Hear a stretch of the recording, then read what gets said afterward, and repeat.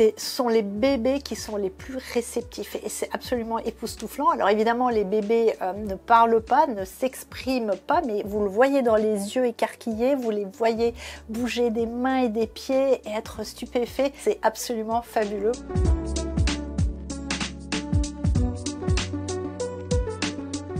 Alors je suis Claudia Caspigliai, je suis la fondatrice et la dirigeante du groupe Cap Enfant, qui est un groupe de crèche qui existe depuis 20 ans. L'approche pédagogique est fondée sur la musique, les arts et la culture, mais tout particulièrement la musique. Artiste en crèche, c'est le principe de transformer les crèches en scène pour accueillir des artistes qui traditionnellement n'ont pas un public de jeunes enfants, mais plutôt même un public d'adultes. Et ils vont se produire devant les enfants et ce qui est merveilleux à voir, c'est de découvrir leur regard devant des spectateurs absolument inhabituels mais qui sont encore plus enthousiastes et qui vibrent au son de la musique et qui les regardent avec des grands yeux et une attention auquel ils ne s'attendent pas. Donc nous avons transformé nos crèches en scène musicale pendant le Covid, novembre 2020, lorsque les artistes n'avaient pas de lieu pour se produire. On s'est dit, nous on a des crèches, elles sont restées ouvertes, autant les faire venir, ça leur permettait aussi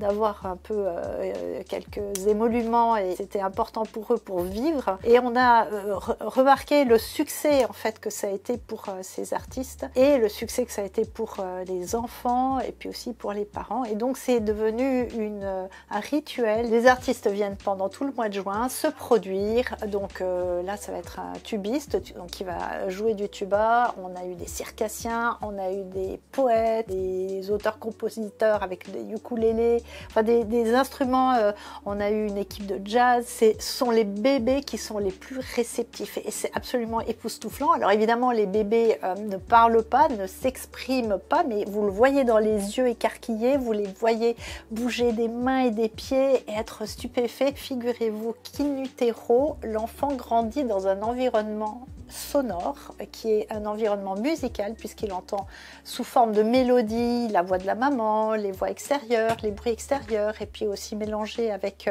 le rythme du cœur, du flux sanguin, de la respiration, etc. Et ce mélange de mélodie et de rythme compose une symphonie qui est identitaire et qui est unique et qui prépare l'oreille de l'enfant, qui fait que quand il naît, il a une oreille musicale. Nous naissons tous avec une oreille musicale et cette oreille musicale nous permet d'entendre le langage d'abord comme une musique et ensuite de la structurer pour tout simplement apprendre à parler et c'est ce qui se passe dans la première année. Et donc c'est par le biais de la musique, par la musicalité de la langue que l'enfant apprend à parler. En réalité, ce concept d'intégrer l'art et la culture, c'est pour faire voyager les enfants dans d'autres univers, montrer que la différence est une richesse et pas une menace. Donc en fait, derrière ça, c'est un concept de tolérance et d'ouverture à l'autre et d'accueillir la richesse de la différence, quelle que soit la différence. Et aujourd'hui, on en a ultra besoin, encore plus que jamais. Donc c'est donner des bases aux enfants pour le futur. Ça, c'est l'ADN de l'entreprise depuis 20 ans.